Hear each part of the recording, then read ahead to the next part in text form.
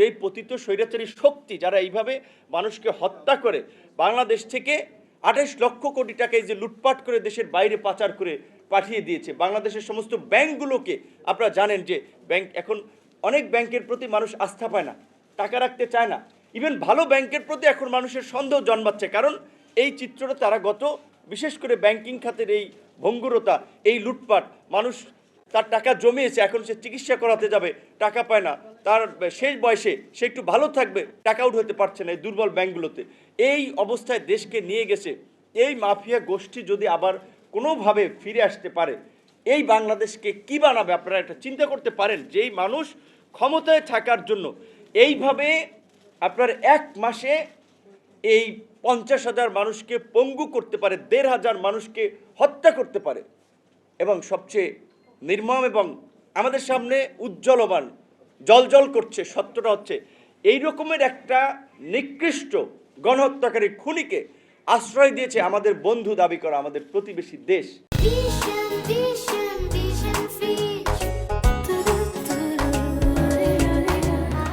শুধু আশ্রয় দেয়নি, তারা আশ্রয় দিয়েছে ওকে, ওইখানে সে নিরিবিলে থাকুক, সে বেঁচে আছে, বেঁচে থাকুক, কিন্তু তাকে দিয়ে উস্কানি দেওয়াচ্ছে, সংবাদ সম্মেলন আয়োজন করায়, ভিডিও কলে অডিও কলে কথা বলার সুযোগ করে দেয়, এবং এইটিতে একটা নিউজ করে তার এই মাফিয়া চক্রকে একটু চাঙ্গা করার চেষ্টা করতেছে যে আপা আসবে, বাংলাদেশ আবার তারা ক্ষমতা আসবে।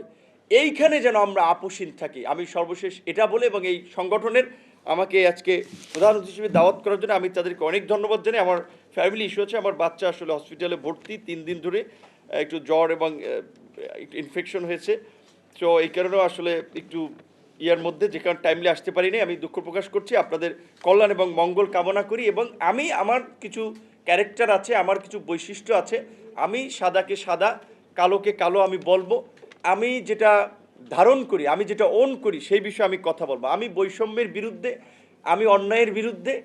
আজকে সরকারি কর্মকর্তা হোক, কর্মচারী হোক, আমি একটা সমতা চাই, আমি একটা ন্যায্যতা চাই। সুতরাং আজকের এই কর্মচারীরা যে বিষয়গুলো দাবি করছেন, এটা সরকারের প্রতিমন্ত্রী হিসেবে না, আমি ব্যক্তি হিসেবে, রাজনৈতিক একজন কর্মী হিসেবে আমি মনে করি এটা যৌক্তিক এবং এটা আদায় হবে। আপনাদেরকে আমি বলবো, প্রেশার অ্যান্ড বার্গেন, কোনো দাবি আদায় করতে হলে প্রেশার অ্যান্ড বার্গেন পলিসিতে যাবেন। আপনারা সরকারি কর্মচারী, এখন আইনের একটা শৃঙ্খলা আছে, আপনারা মন্ত্রীদের সাথে দেখা করবেন, মন্ত্রীদেরকে স্মারকলিপি দেবেন, জানাবেন, প্রয়োজনে আপনাদের অ্যাসোসিয়েশনের পক্ষ থেকেও আপনারা প্রধানমন্ত্রী সবাইকে, এই যে স্কুলের ছাত্র থেকে শুরু করে একেবারেই সাধারণ মানুষ আন্দোলনে যাদের একটা আইকনিক ছবি বিভিন্ন প্ল্যাটফর্মে দেখা গেছে, প্রধানমন্ত্রী চোখে বললেন, ডেকে কথা বলতেছেন, আপনারাও প্রয়োজনে কথা বলবেন, কিন্তু আমার কথা হচ্ছে কারো উস্কানিতে পা দেওয়া যাবে না। গতকালকে যে সচিবালয় আমরা যে চিত্র দেখেছি, আপনারা বিশ্বাস করে এটা দেখে আমি একটু আতঙ্কিত হয়েছি, ওই কারণে যে আমরা নিজের পায়ে নিজে কুড়াল মারার ব্যবস্থা করতেছি কিনা। কারণ এখন কি আপনারা বলেন, এটা 6 মাসের সরকারকে সচিবালয়ে ঘেরাও করার মতো পরিস্থিতি আসলে তৈরি হয়েছে। তো কাজে আমাদের রাজনৈতিক বন্ধুরা, আশা করি তাদের বোধোদয় হবে, শুভবুদ্ধির উদয় হবে, কারণ এই সরকার যদি বিপদে পড়ে, গোটা দেশ বিপদে পড়বে। যারা সচিবালয়ে ঘেরাও করতে গেছে তারাই সবচেয়ে বেশি বিপদে পড়বে।